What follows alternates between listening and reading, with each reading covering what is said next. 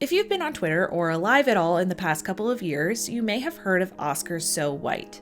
In the words of April Reign, who coined the phrase in frustration after another year passed by with no acting nominations for people of color, Oscars So White is about asking inclusive questions when staffing films. From the actors cast to the boom operators and craft services teams hired, it's about providing opportunities to talented craftspeople from groups not usually included. The lack of diversity in Hollywood is a real problem that has to be reckoned with in a serious way. One way to do that is to understand how we got here in the first place, and because this channel deals in actresses, I thought I'd demonstrate how ingrained racism is in the history of entertainment through the Best Actress category. In 2002, Hally Berry became the first, and as of this publication, only woman of color to win the Best Actress Oscar, a fact that raises several questions. What happened in 2002 that made her win possible? Why did it take so long? And why hasn't it happened again? We can see her career and Oscar story as extensions of the challenges African American women have faced in Hollywood since the beginning of cinema. Her role, the film, the discourse about her as a contender, and the reaction to her win all point to Hollywood's failure to better the experience of Black women in major systemic ways, showing that, as Donna Murch wrote in Black Film and Culture, greater visibility does not always equal greater power. In this video, we'll talk about the barriers women of color have faced, the efforts that have been made or not made to address this, and how that information can help us interpret what's going on today. The lack of diversity in Hollywood did not occur by happenstance.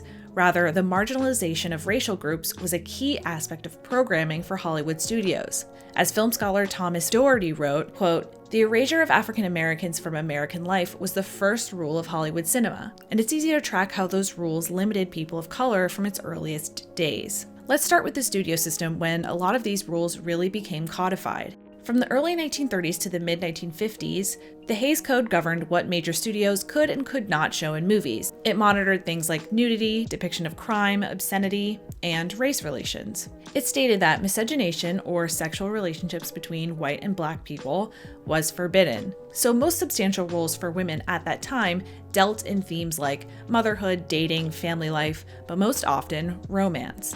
Even when playing a professional, her job mainly served as the context for a romantic narrative. So if African American women couldn't play romantic roles, the chance of becoming the lead actress in a film was essentially zero. Anyone who dared flout that rule saw their film's demise. For example, the French producers who created Josephine Baker's film about an interracial relationship, Princess Tam Tam, were denied a certificate of approval and therefore could not screen it in most US theaters. Studios weren't willing to invest in the obvious route to inclusion, pairing two people of color as romantic leads, either, because they didn't want to alienate richer white audiences in certain sections of the country where a portion of the population still engaged in recreational terrorism against African Americans. Instead, the solution was to ignore them altogether, or to confine them to tropes white people would find acceptable. As a result, the mammy trope became the most readily available type of role for Black women in the first few decades of mainstream American film. Typically characterized as loud or unintelligent, they existed only as subservient sidekicks of affluent white people, as comic relief, or simply as someone to keep the house running in the background. The most famous example of this trope was Hattie McDaniel in Gone with the Wind. Quote, "Among the Black press and civil rights community, Gone with the Wind was the most despised example of the status of African Americans in classical Hollywood cinema." When Hattie became the first African American to win an Academy Award in 1939 for playing Mammy, the win was bittersweet. Yes, she won, but she also shouldered a lot of criticism and ignited a debate about the relative merits of recognizing Black actors with awards for their performances in roles that confirm the comfortable, simplified attitudes that many white people have about Black people. That night, the hotel hosting the Oscars racially segregated her from her fellow cast members during the ceremony, forcing her to sit at a table in the back of the room. Very few opportunities existed for African American women who did not want to play the mammy stereotype. As a consequence, they often quit prematurely, remained unemployed, or sometimes were simply replaced by white people. Nina Mae McKinney, the first Black actress to hold a principal role in a mainstream all-African American film, signed a 5-year contract with MGM, but MGM refused to glamorize her or cast her in the way that they did her contemporaries, so after making just one film at MGM, she departed for Europe, hoping to find work there. Dorothy Dandridge became the first Black Best Actress nominee in 1955 for her role in Carmen Jones. Even after that prestigious recognition, she made just one more major motion picture. Unable to find roles, she essentially ran out of money, succumbed to addiction, and died at age 42. Both she and Lena Horne vied for the starring role of a passing Black woman who falls in love with a white man in 1949's Pinky. Instead, the white actress Jean Crane played the role and ultimately received an Academy Award nomination for Best Actress. As the country began to assimilate during World War II and studios became more open to the idea of engaging the Black community, NAACP President Walter White traveled to Hollywood to seek fairer representation for African Americans in film, hoping that they could be shown not just as porters, but as travelers too, just as they are in real life. Studios were surprisingly receptive because, basically, executives realized they could tap the African American community's economic potential as audience members. White's work caused MGM to sign Lena Horne, for example, and to produce the all-Black musical Cabin in the Sky as a form of outreach. As the Hays Code ended and civil rights expanded, so did opportunities, somewhat, but progress didn't mean that studios left tropes behind. Roles continually depicted Black women as maids or on welfare, and soon blaxploitation became the only genre reliably offering them lead roles. It took almost 20 years for Black women to reappear in the Best Actress category after Dorothy Dandridge. In 1973, Cicely Tyson and Diana Ross earned nominations for Sounder and Lady Sings the Blues. In 1975, Diane Carroll was nominated for Claudine. Over a decade later, Whoopi Goldberg received a nomination for The Color Purple. And almost another decade after that, Angela Bassett was nominated for What's Love Got to Do with It? And that was it. Before Halle, less than 2% of Best Actress nominees were Black. The Supporting Actress category offered more appearances at the Oscars. Ethel Waters, Juanita Moore, B. Richards, Alfre Woodard, Margaret Avery, Oprah Winfrey, Marianne Jean-Baptiste, and the first Black woman to win an acting Oscar since Hattie McDaniel, Whoopi Goldberg in 1991 for Ghost. Those lists are sparse. In fact, there were no Black acting nominees at all, male or female, from 1975 to 1980.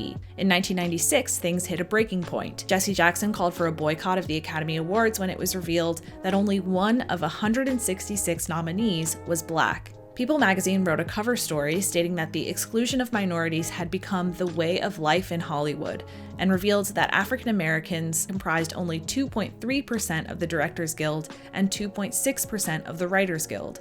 Technical union memberships were even smaller. Films starring Whitney Houston and Angela Bassett as the leads were made on about a third of the budget of the average studio movie. The studio's excuse?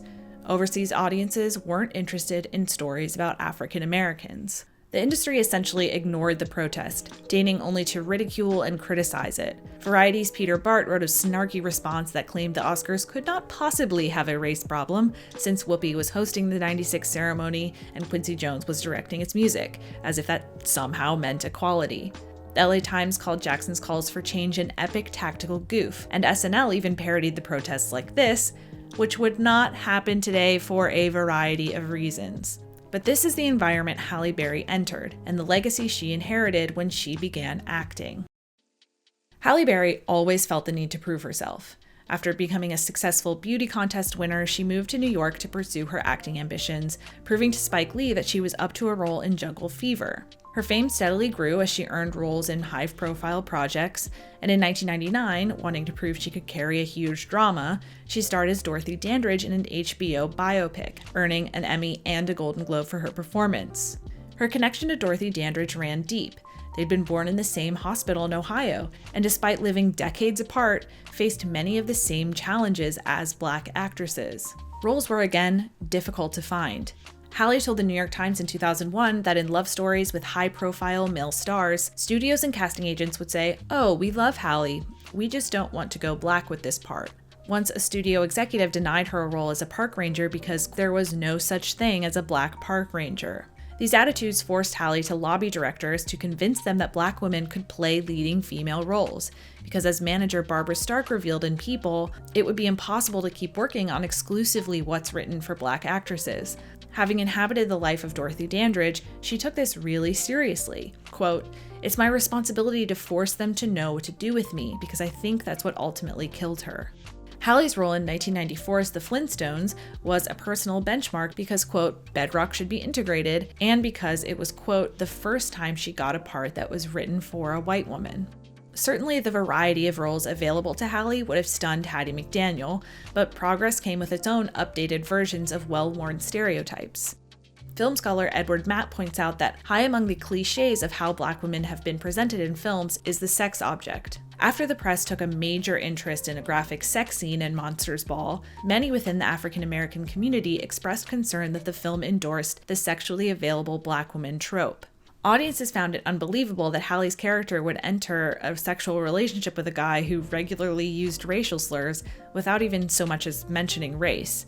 Angela Bassett drew criticism when she publicly voiced her opposition to the film. Like Halle, Angela understood the struggle to find work as a Black actress. She didn't work for a year and a half after her Best Actress nomination in 1994. But she claimed that even with all of those challenges, she would never have accepted the role in Monsters Ball because of the stereotypical characterization. After all, she said, if Meryl won her Oscars without doing that, why shouldn't she?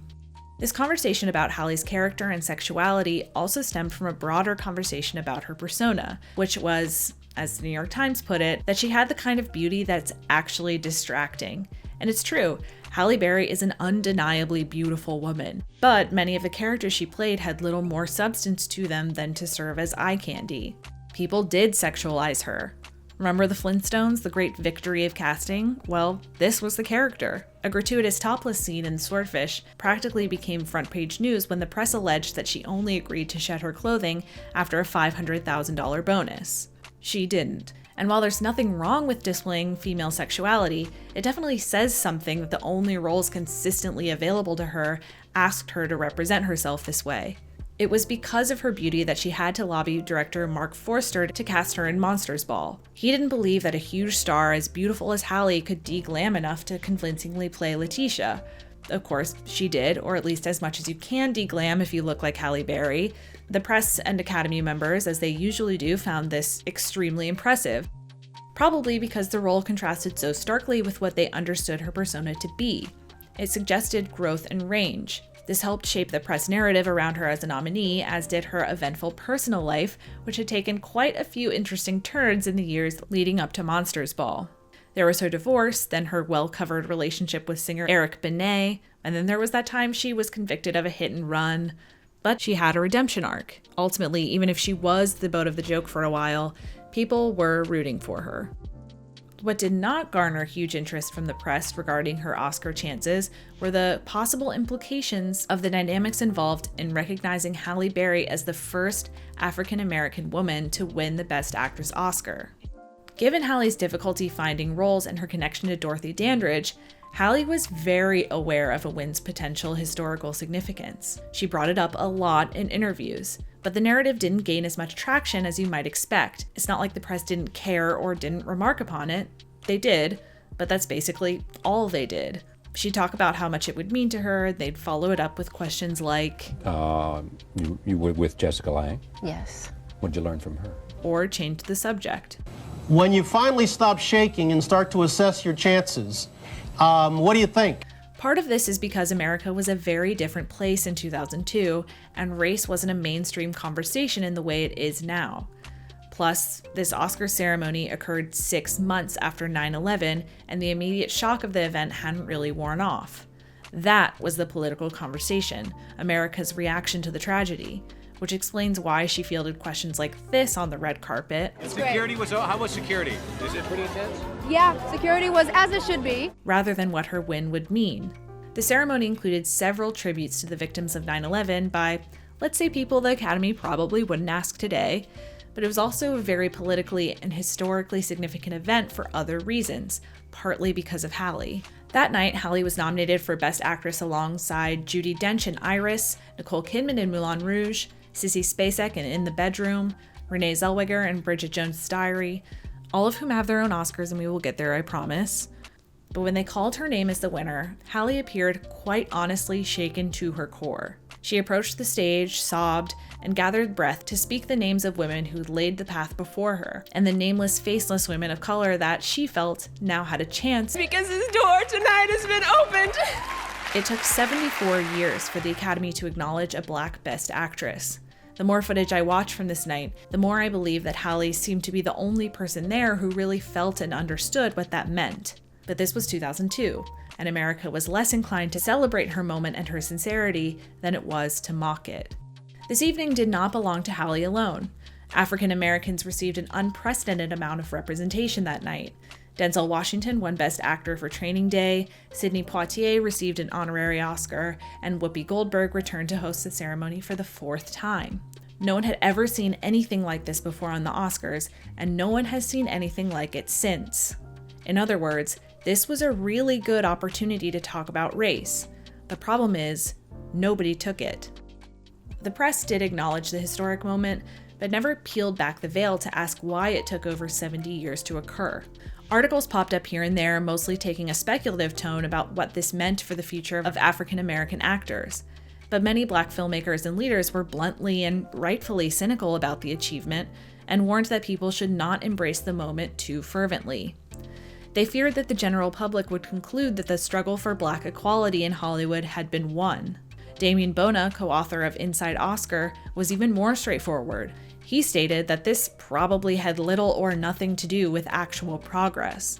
Reuben Cannon, the first Black casting director for a major movie studio, summarized 2002 best, quote, "It is significant, but we should not mistake a moment for a movement." They recognize something really important. The Oscars are a symptom of much larger problems. Black filmmakers are not hired enough to tell their stories. Not enough roles are written for women of color. Not enough women of color are cast in race-neutral work. And studios still have a problem with frank and honest discussions about race that feel modern and relevant. If we look at studio-made films starring women of color that have received Oscar attention since Hally, we can see that this problem still exists, especially in the lead category. By the way, this is true of every American minority. No Latinas or Asian women have won Best Actress, and those numbers aren't cute either. No Black woman has been nominated for Best Actress more than once. There are still maids and stereotypes, and the narratives still serve as redemption arcs for white people. As Emmanuel Levy notes, films with African American themes are often set in the distant past, thus relieving both filmmakers and audiences from the challenges and responsibilities of dealing in a direct and explicit manner with the painful realities of contemporary race relations.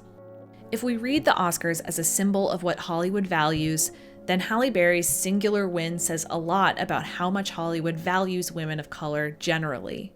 As slow and unsatisfying as it has been, the Oscars So White movement is oddly hopeful. It has forced the Academy to reevaluate its membership and to make structural efforts to diversify it. That is what distinguishes it from 2002. It is a movement, and that ongoing conversation will only improve our entertainment experiences. Cinema is a mirror of who we are. If we fail to reflect everyone on screen, we will not have an honest understanding of ourselves, and therefore will never truly understand each other.